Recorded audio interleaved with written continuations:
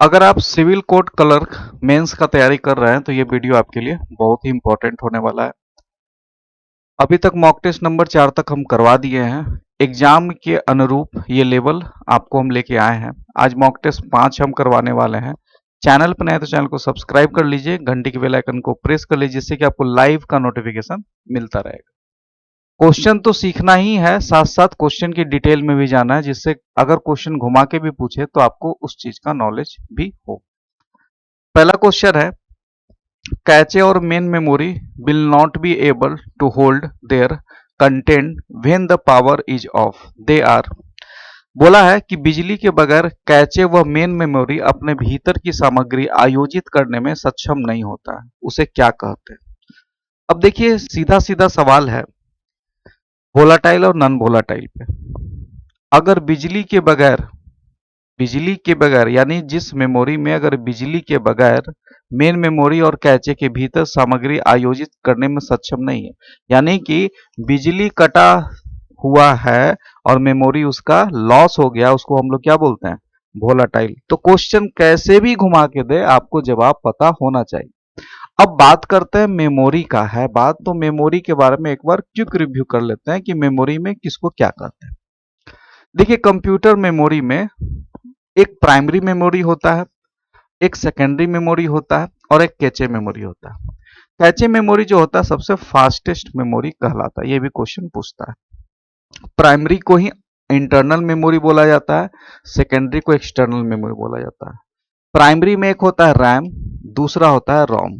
RAM जो होता है वो वोलाटाइल होता है, बिजली कटने के बाद उसमें डेटा लॉस हो जाता है, और रोम में डेटा कुछ रहता है, इसलिए इसको नॉन वोलाटाइल बोलते हैं और इसको वोलाटाइल बोलते हैं।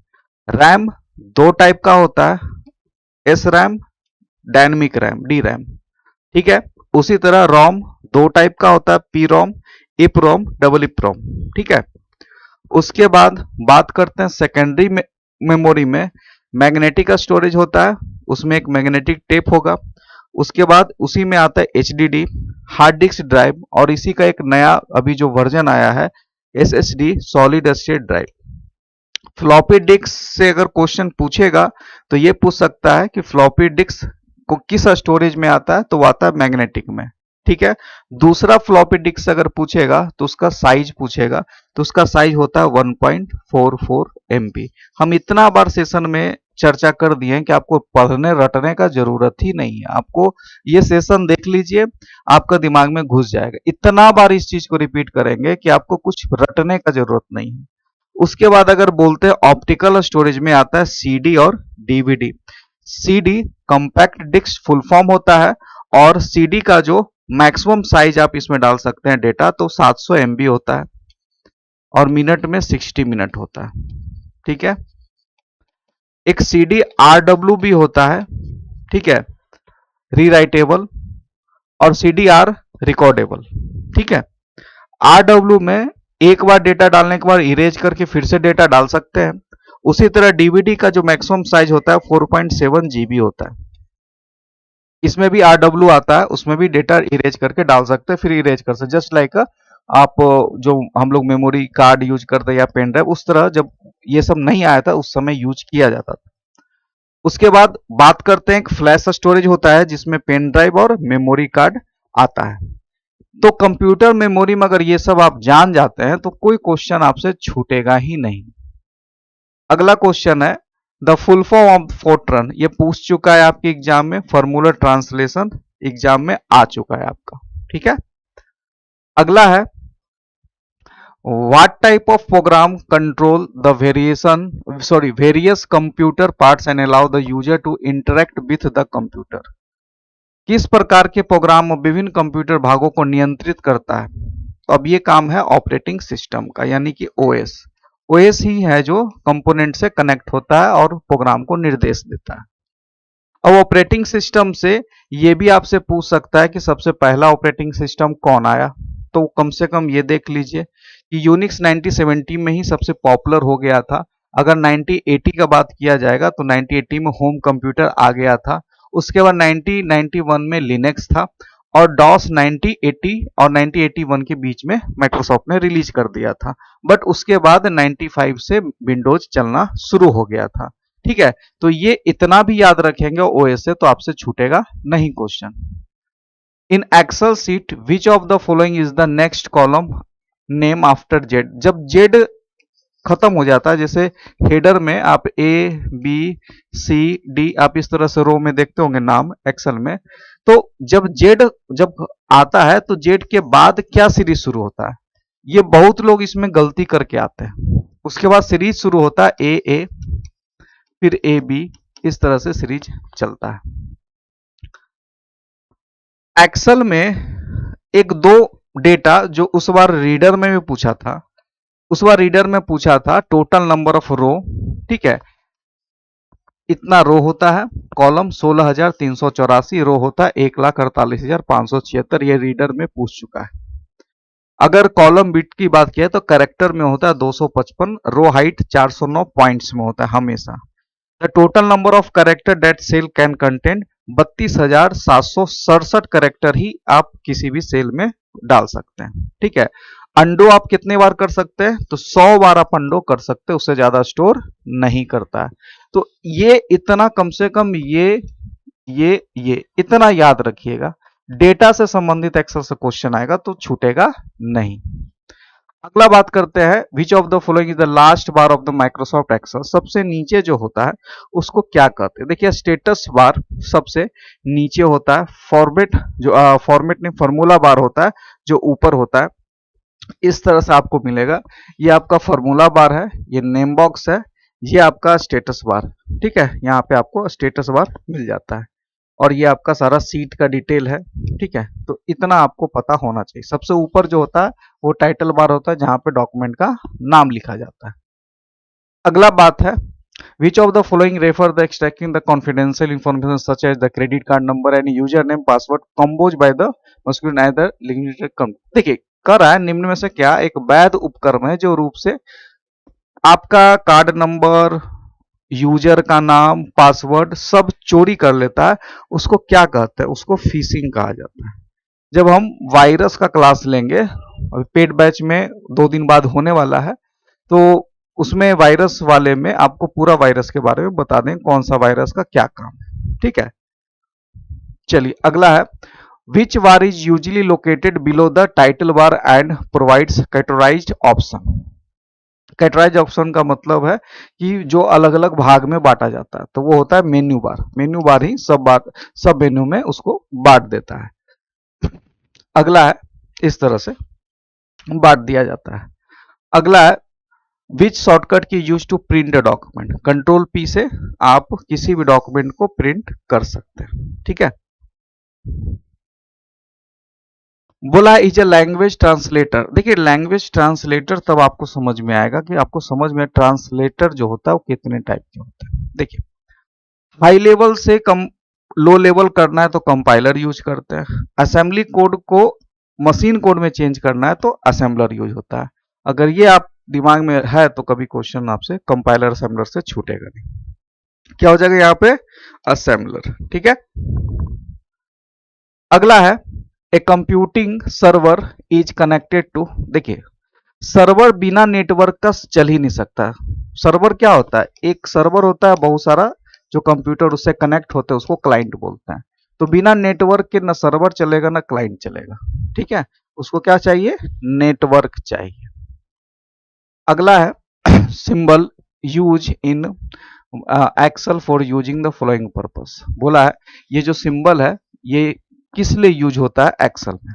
देखिए ये जो सिंबल है इसका यूज होता है सेल जो सेपरेट जो सेल रेफरेंस जिसको हम लोग बोलते हैं, सेल रेफरेंस के लिए ये यूज किया जाता है।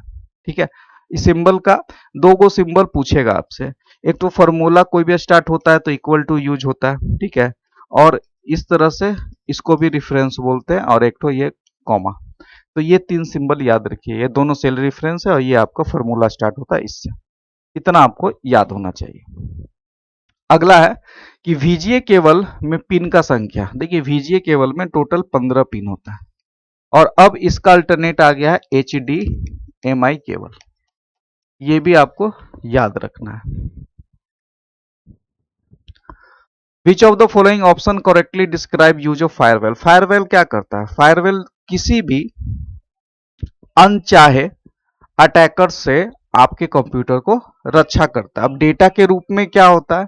तो प्रिवेंटिंग अनऑथराइज एक्सेस, कोई भी आपके कंप्यूटर में बाहर से कोई एक्सेस लेना चाहेगा उसको रोकेगा। एक तरह से फायरवेल, आप ये कंप्यूटर है एक तरह से चारों तरफ से सिक्योरिटी लगाता है, कोई बाहर से हैकर या हैकिंग कोई करेगा तो वो रोकता है। फायरवेल जितना मजबूत फायरवेल होता है उतना हैकिंग का चांसेस कम हो जाता है। अगला है की is use performing a specific task known as. देखिए कंप्यूटर में फंक्शन की जो होता है कीबोर्ड में आपका, वो आपका F1 से F12 होता है और वो अलग अलग काम के लिए यूज होता है। जैसे अगर बात करें कुछ कीबोर्ड जो बहुत सारे प्रोग्राम में अलग अलग हो जाता है, जैसे F1 हेल्प यूनिवर्सल है, ठीक है, किसी प्रोग्राम से बाहर निकलना, विंडो से बाहर निकलना, एस्केप का यूज होता है। F2 का यूज होता है सेव, रीनेम, जो हम लोग उसको यूज करते हैं रीनेम के लिए। उसके बाद F5 रिफ्रेश के लिए होता है, F7 ग्रामर चेक के लिए होता है, ये F5 ये है रिफ्रेश के लिए होता है, ये ग्रामर चेक के लिए होता है। और F11 फुल स्क्रीन और F12 सेव एज। इतना भी याद रखिएगा तो काम हो जाएगा। ए मेन पेज और start page of website. First page हम पहले ही पढ़ा चुके हैं, होम पेज उसको बोलते हैं। और अगर आपसे पूछेगा वेबसाइट क्या है, तो वेबसाइट भी बहुत सारे वेब पेजों का कलेक्शन को हम लोग वेबसाइट बोलते हैं, ठीक है। अगला है माइक्रोसॉफ्ट एक्सेल में कौन सा अंतिम बार होता है? फिर वही बात है, रिपीट शायद क्वेश्चन हो गया, ठीक है, स्टेटस बार। उसके बाद portrait and landscape are the most common type of orientation. देखिए ओरिएंटेशन आप लोग को समझना होगा। ओरिएंटेशन क्या होता है? जैसे एक पेज है, ये पेज है, ये पोर्ट्रेट मोड है और ये लैंडस्केप मोड। पेज दो तरह का होता है, उसका ओरिएंटेशन दो तरह का होता है, ये हो गया पोर्ट्रेट, ये हो गया लैंडस्केप। तो इसको आप लोग ध्यान में रखेंगे। पूछा है कि कैसे जाएंगे, तो आप कौन से ऑप्शन में जाएंगे? तो आप पेज लेआउट वाले ऑप्शन में ही आपको ओरिएंटेशन टैब के अंदर मिलेगा, ठीक है। तो ये याद रखिएगा, पेज लेआउट में ही आपको मिलता है। अगला है एक व्यक्ति जो सॉफ्टवेयर के लिए अपनी विशेषज्ञता उपयोग करता है उसको क्या बोलते हैं? उसको डेवलपर बोलते हैं। डेवलपर ही सॉफ्टवेयर को डेवलप करता है और उसका सारा काम वही देखता है। चलिए, अब बहुत लोग बोल रहे थे कि जो कंप्यूटर का सर जो क्लास है उसके बारे में बता दीजिए, पेड बैच कैसे चल रहा है। देखिए दो कोर्स है हमारे पास, एक तो है सिर्फ जिनको कंप्यूटर पढ़ना है तो 199 में वो जाके खरीद सकते हैं। Live class, recorded class, descriptive का स्पेशल क्लास, कंप्यूटर एमसीक्यू, इसमें टोटल अभी 15 एमसीक्यू डाल दिया गया है जो चालू है। उसके बाद लाइव टेस्ट होता है उसमें, और उसमें मॉक टेस्ट आता है आपका, और डिस्क्रिप्टिव का अलग से मॉक टेस्ट दिया गया है। ये सब आपको मिलेगा 199 में। डेली क्लास शाम में 5 बजे होता है। लाइव क्लास अभी डेली हो रहा है और उसमें से अभी तक टोटल 9 क्लास हो चुका है, ठीक है। तो जो भी ज्वाइन करना चाहते हैं फटाफट ज्वाइन कर सकते हैं। और ज्वाइन कैसे करना है? तो ज्वाइन करने के लिए आपको आना है बैंकिंग ब्लॉग ऐप पे। हमारा जो ऐप है बैंकिंग ब्लॉग, लिंक डिस्क्रिप्शन में हम डाल देंगे, ठीक है। और जब उसको ओपन करेंगे तो इस तरह से सारा कंटेंट आपको दिख जाएगा, ठीक है। डिस्क्रिप्टिव का टोटल 5 सेट आ चुका है, कल आपका छठा सेट भी आ जाएगा डिस्क्रिप्टिव का, ठीक है। उसके बाद अगर आप चाहते हैं कंप्लीट प्रिपरेशन करना सारे टॉपिक का, Hindi, English, math, reasoning, GK, सब इसमें आ जाएगा। ये 499 में, इसमें लाइव प्लस रिकॉर्डेड मिल जाएगा। रिकॉर्डेड का सेंस जो अगर आप ही ज्वाइन करेंगे तो इससे पहले जो क्लास हो गया वो रिकॉर्डेड फॉर्म में मिलेगा, और आज से जो क्लास आप करेंगे वो लाइव करेंगे, ठीक है। और इसमें सभी सब्जेक्ट का क्लास और इंपॉर्टेंट पीडीएफ, और इसमें कंप्यूटर का जो अभी बताया 199 वाला पैक इसमें इंक्लूड है। तो जो ये लेंगे उसको फिर कंप्यूटर लेने का जरूरत नहीं है, ठीक है।